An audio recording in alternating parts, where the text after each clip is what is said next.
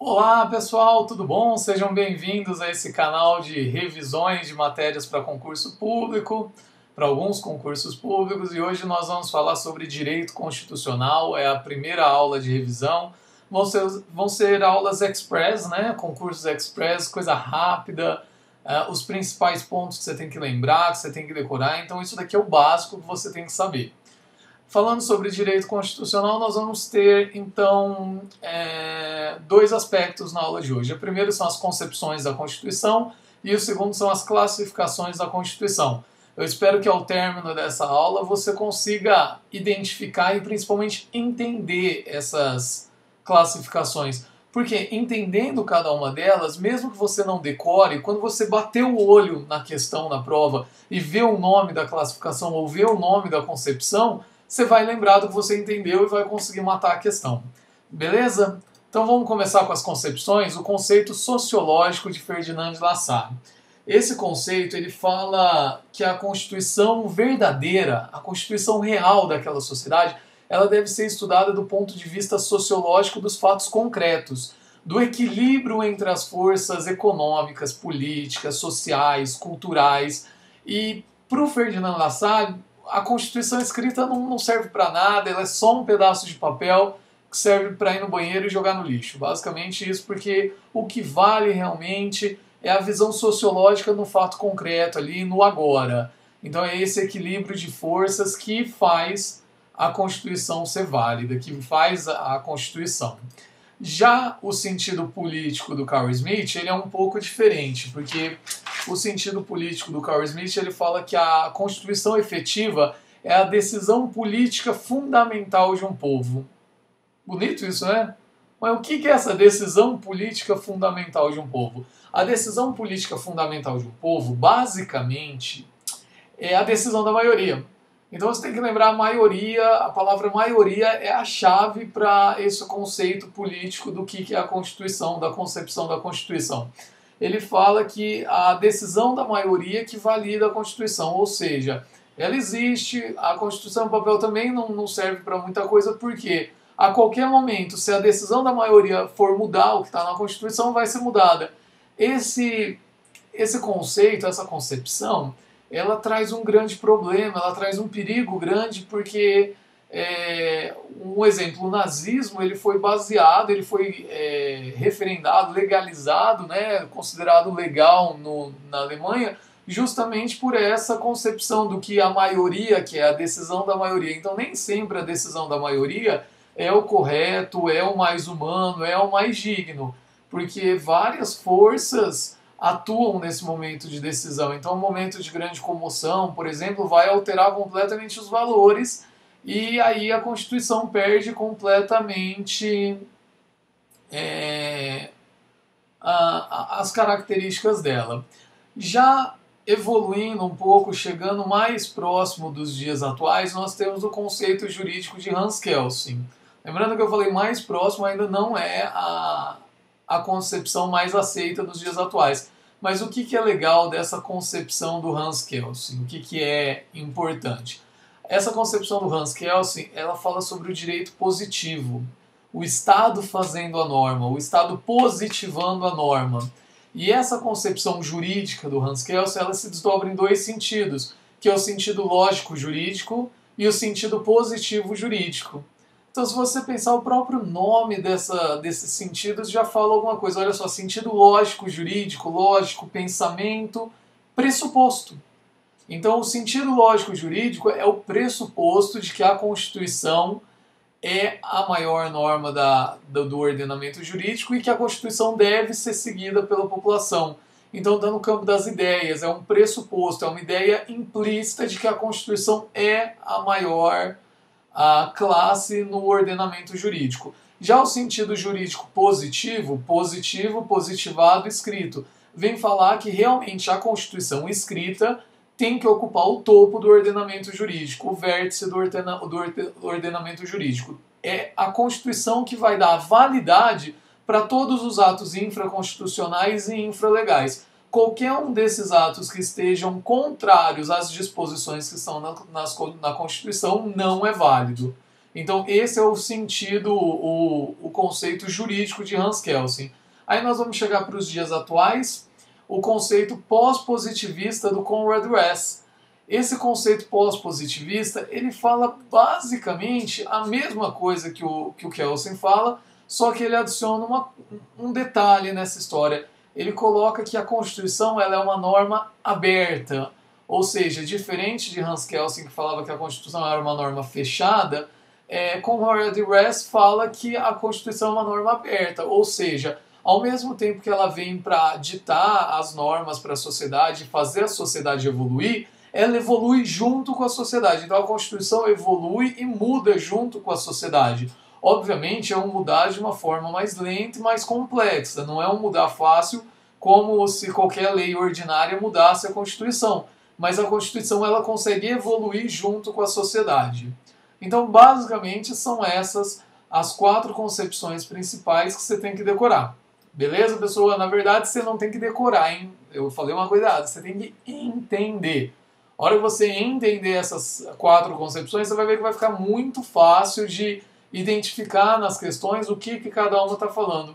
Igual sobre as classificações, né? Vamos dar uma olhadinha então agora nas classificações. A primeira classificação da Constituição que nós temos é quanto ao conteúdo. Quanto ao conteúdo, a Constituição pode ser formal ou material.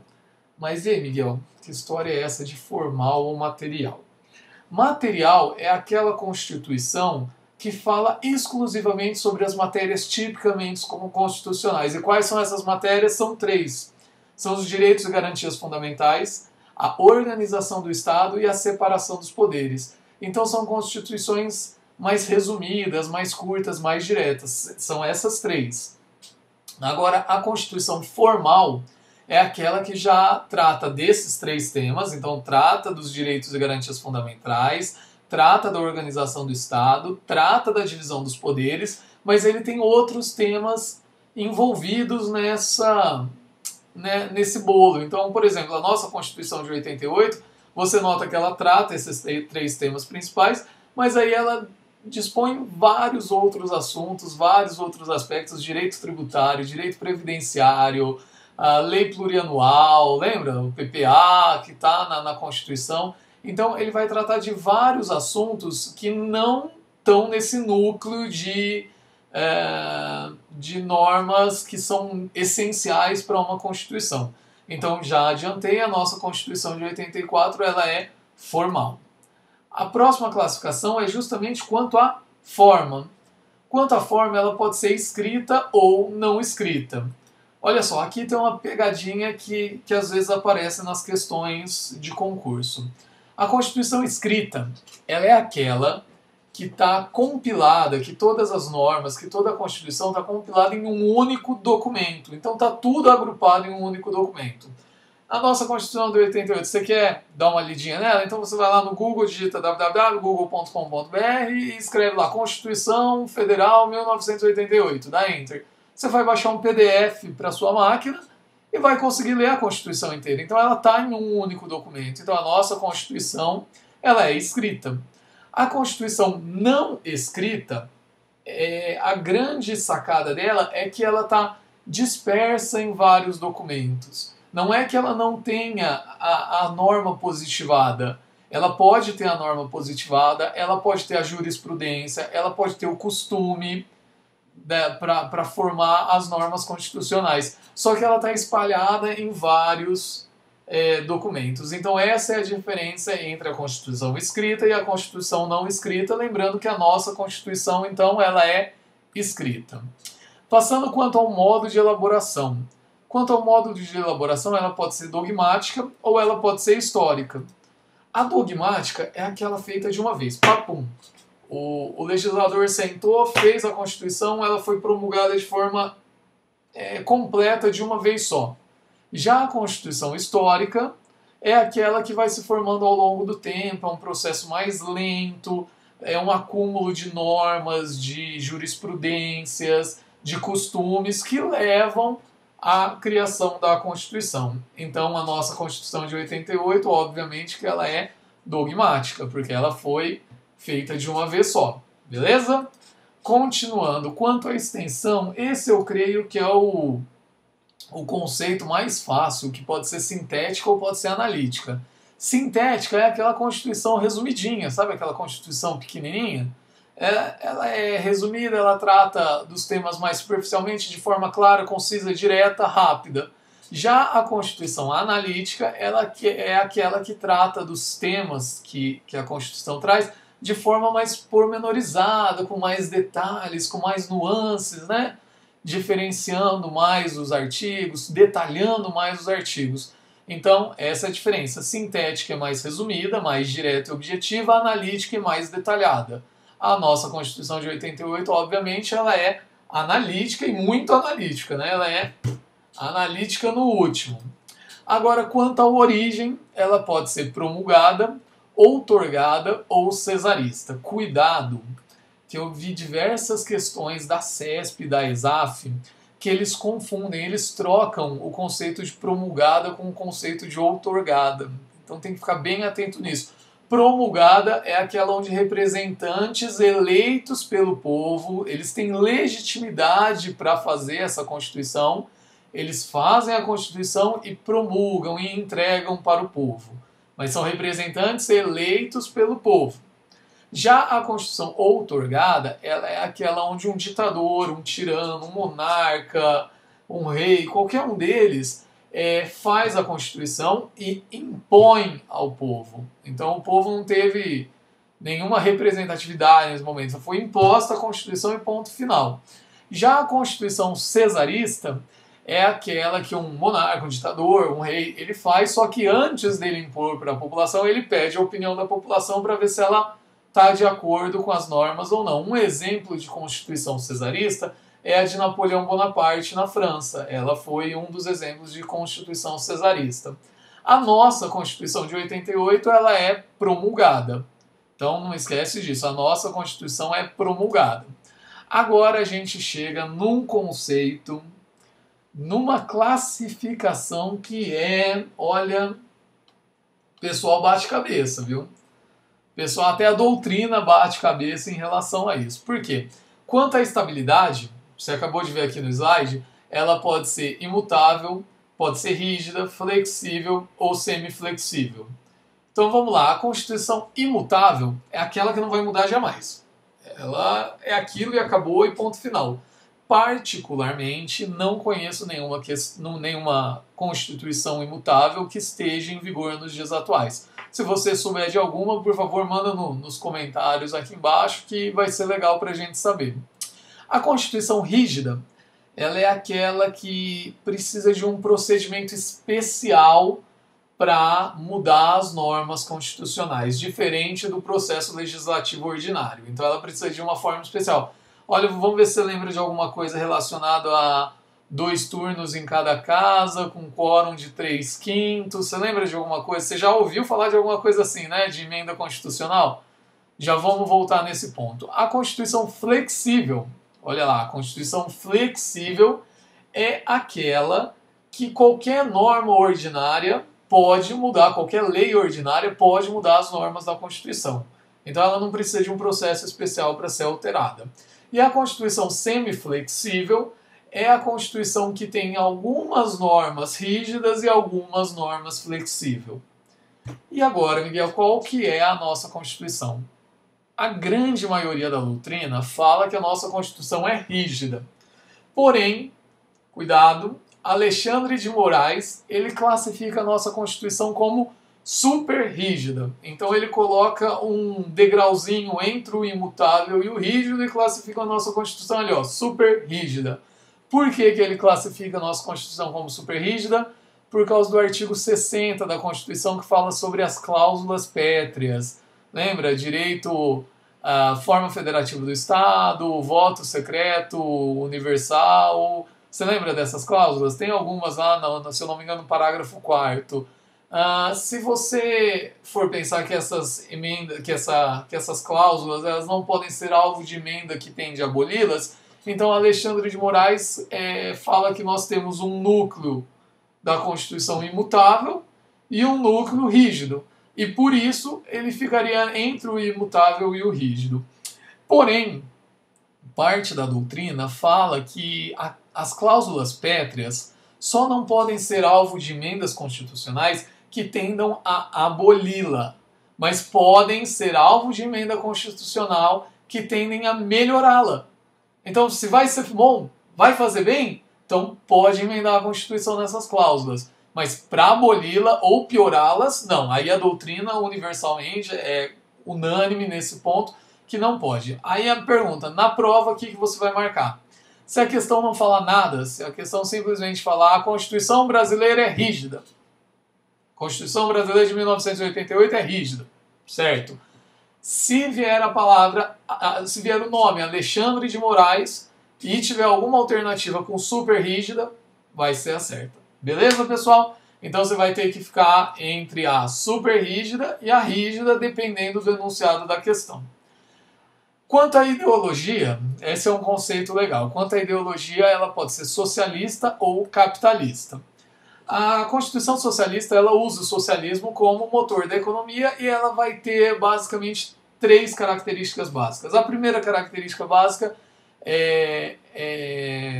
os meios de produção são estatais, os meios dos bens primários são estatais, a economia é planificada e existe uma busca pela igualdade real entre os indivíduos. Então são esses 3 principais pilares da Constituição Socialista.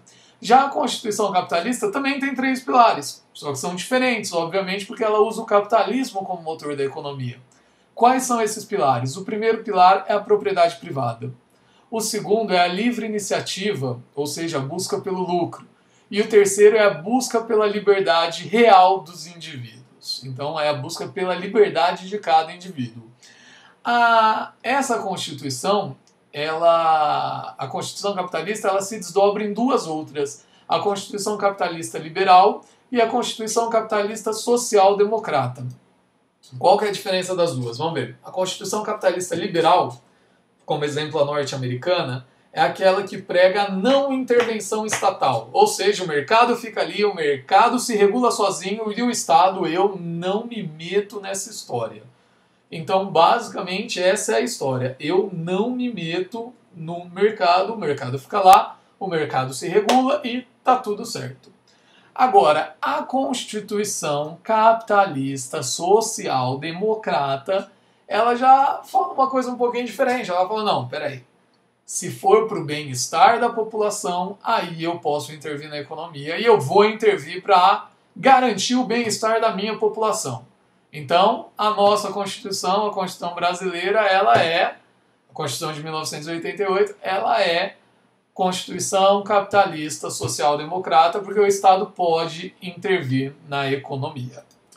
Chegando quanto aos objetivos. Quanto aos objetivos, nós temos 2 classificações. Uma Constituição garantia e uma Constituição dirigente. A Constituição garantia, ela é aquela Constituição que vem simplesmente para proteger o cidadão dos abusos de poder do Estado. Então ela vem criar garantias para o cidadão, para a população, para o povo e impor limites ao Estado. Já a Constituição dirigente, além de criar essa proteção, ela também vai criar metas e objetivos para o Estado. Ela vai determinar um caminho para o Estado.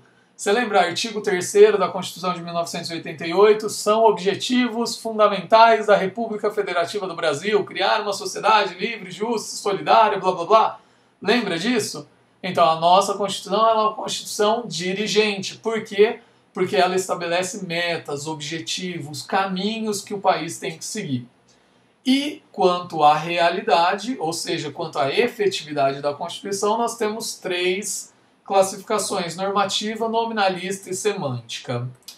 A Constituição normativa é aquela porreta mesmo. 100% dela é cumprida e ponto final. Não tem desculpinha não. 100% dela vai ser cumprida. Já a Constituição nominalista, ela foi feita de boa fé, sabe? Ela foi feita realmente para ser cumprida, mas por algum motivo, algumas cláusulas, algumas normas constitucionais não estão sendo respeitadas. Por exemplo, no estado de sítio, de guerra civil, pode ser que algumas normas constitucionais sejam desrespeitadas, mas o principal é saber que ela foi feita de boa fé. E a Constituição Semântica, essa é aquela para inglês ver. A Constituição Semântica foi feita por um ditador, por um rei, por um monarca, mas nada dela é seguida. Ela tá ali só para falar que existe para os outros países. Ó, galera, a gente tem uma Constituição, tá? Olha que bonito. Mas a população em si tá ferrada e não tem nenhuma garantia com essa Constituição, porque ela na prática não é aplicada. E o Brasil? E a Constituição de 88? Parte da doutrina, parte minoritária da doutrina, considera que ela é nominalista. A parte majoritária considera que ela é normativa, que ela é 100% aplicada.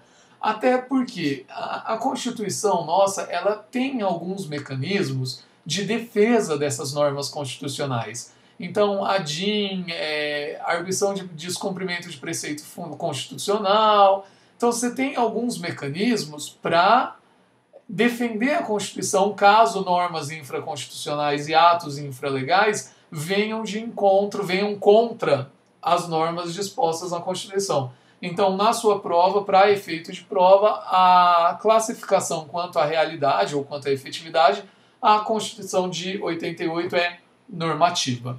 Vamos fazer um resuminho? A Constituição brasileira ela é o que então?